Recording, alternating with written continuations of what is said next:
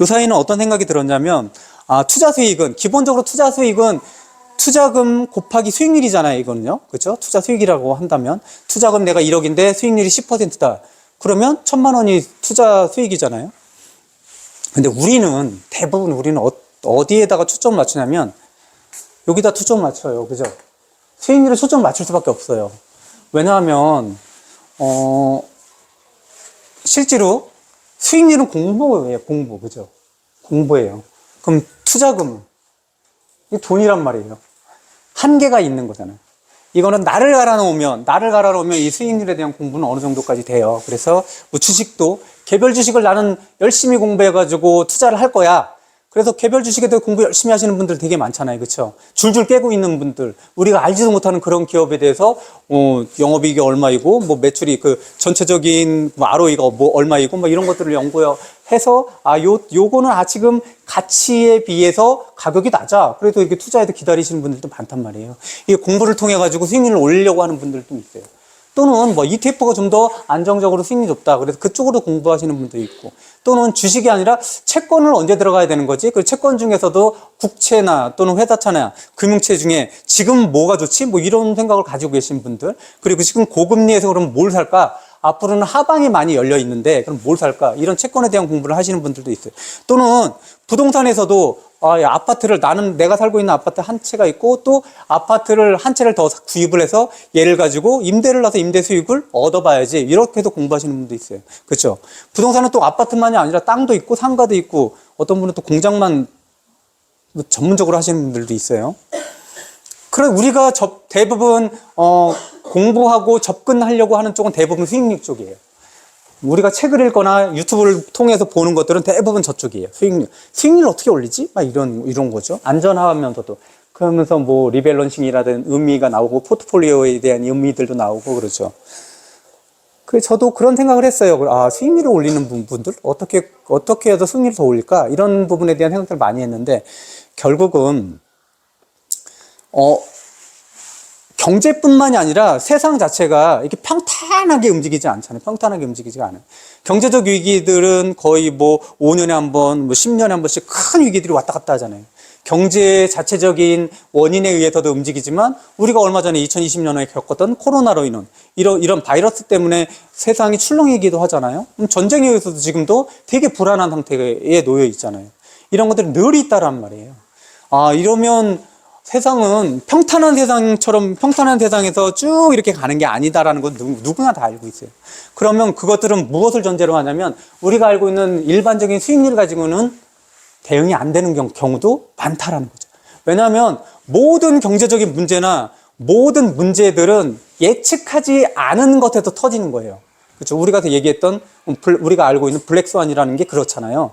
대부분은 우리는 블랙스완을 예상하지 못하잖아요. 그런 게 있다고 생각하지도 않잖아요.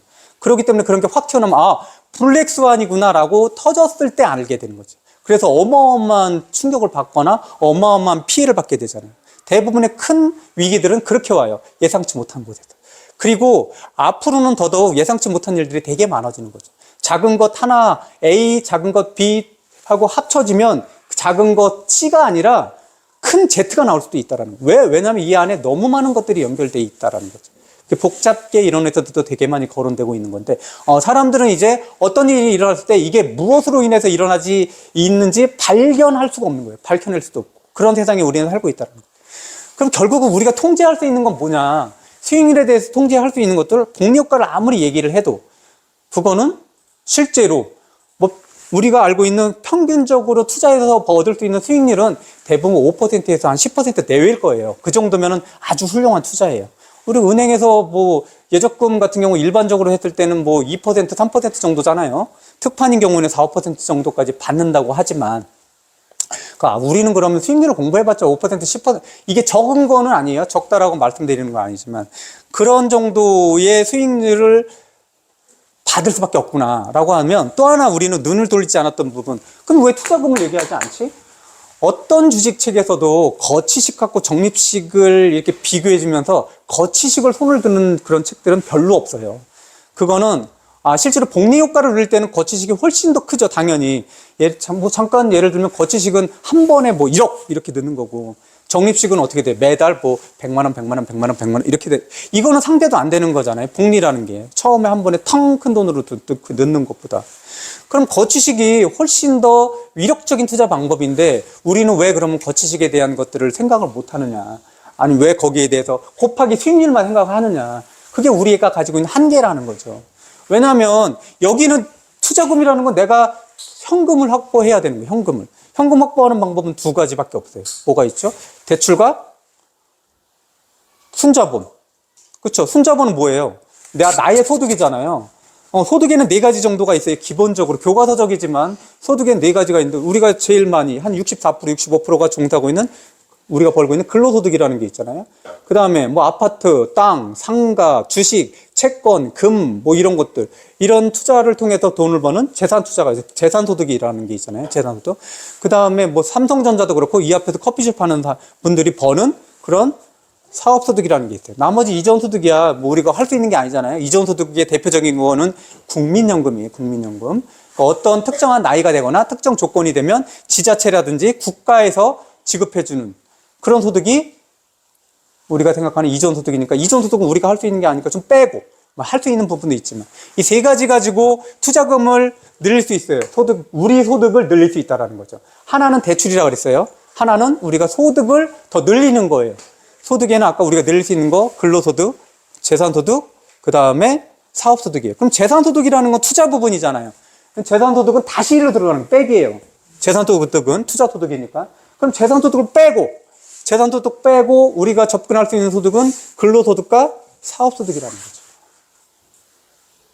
근데 아까 얘기했던 대출이라는 것들도 대부분 투자금이라고 말씀드렸잖아요. 근데 대출은 잘 보세요. 대출은 언제 쉽게 될 수 있냐면 돈에 대한 이자가 쌀 때, 그렇죠? 금리가 쌀 때는 대출을 누구나 할 수 있어요. 잠시 기억을 저쪽 밑에 한 2020년, 2021년 쪽으로 가보세요. 그때 금리가 어떻게 됐는지. 그런 부분에 하면 금리가 되게 쌌잖아요. 뭐 보면은 뭐 주담대 같은 경우는 2% 초반 또는 1% 소반도 있었어요. 그러면 너도 나도 대출을 받아서 뭐 주택을 사거나 뭐 이게 가능했단 말이에요. 지금은 그렇지 않잖아요. 심할 때는 6%, 7%까지 주담대 막 이렇게 올라가고 이러니까 되게 어려워지는 거죠. 우리나라 같은 경우는 뭐 7배, 8배씩 실제 대출 금리가 올라갔고 미국 같은 경우는 15배까지 올라갔고 하단에서 지금 올라갔을 때 0.25에서 지금부터 5.25, 5.5까지 올라가고 그러니까. 그러면 대출로 인해서 자금을 확보하는 거는 어느 시기밖에 안 된다라는 거예요.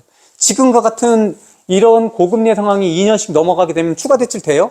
안 되잖아요. 왜냐하면 기존에 있는 대출에 대한 이자 비용도 계속 부담스럽는데 더 빌릴 수가 없잖아요. 그리고 또 하나 뭐냐면 기존의 대출들을 다 많이 하게 되면 가계대출이 점점 많아지거나 일반적인 대출이 많아지면 정부에서 브레이크를 걸어요. 그렇죠? 브레이크를 걸어서 금융권에서 너 돈만 빌려줘 이렇게 해서 제재를 한단 말이에요. 그렇죠? DSR이라든지 이런 제재들이 계속 일어난단 말이에요. 그러면서 내가 이자 낼 수 있는 여유가 있더라도 빌릴 수 있는 것들이 점점점 희박해진다는 거죠. 그래서 이 투자금이라는 것들은 대출에 대한 투자금은 남들이 빌릴 수 있을 때만 빌리는구나. 남들이 빌리기 어려운 때는 나도 어렵구나. 그렇죠. 거기에 대한 한계들을 요새 투자하는 사람들이 거기까지 느끼고 있는 거예요. 그럼 뭐냐? 우리는 여기서 답을 찾으면 안 된다는 거예요. 수익률은 수익률대로 답을 찾겠지만 그것과 아울러서 투자금에 대해서 답을 찾는데 대출은 일정 부분 한계가 있더라. 어느 부분. 이건 똑같은 거예요. 남들이 빌릴 수 있는 만큼 내가 빌리는 거예요. 나는 다른데 달라봐야 별 차이가 없는 거죠. 그럼 어디서 투자금에 대한 차이를 늘리냐? 당연히 근로소득과 사업소득이라는 거죠. 그렇죠? 그럼 근로소득과 사업소득은 어떻게 되냐? 나는 직장에 다니는데 근로소득을 어떻게 늘려? 사업소득을 어떻게 늘려?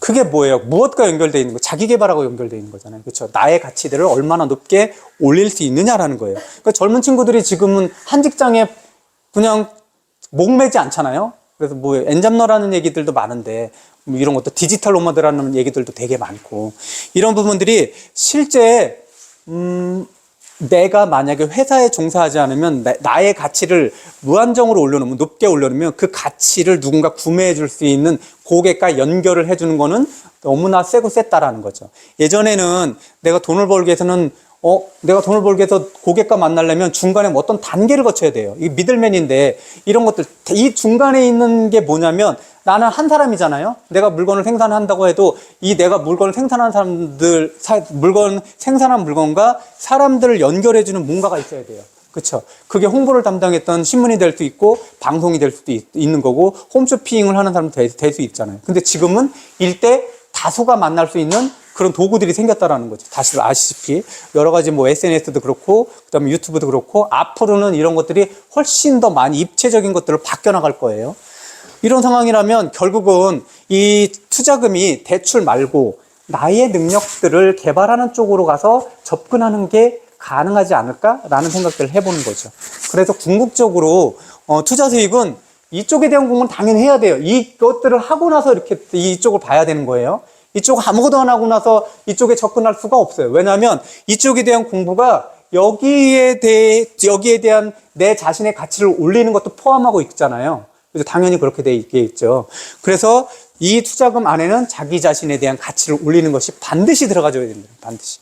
지금은 수익이 나지 않아도 당연히 상관이 없어요. 근데 내가 스스로 내 자신의 가치들을 올려놓으면 어느 순간에 그 가치가 눈에 보이는 것과 바꿔진다라는 거죠. 이거는 될까 안 될까라고 고민할 필요가 없어요. 모든 것들이 다 그런 거죠. 내가 굉장히 노력을 했어. 근데 이게 물거품이 완전히 돼버려? 이런 경우는 없다라는 거죠.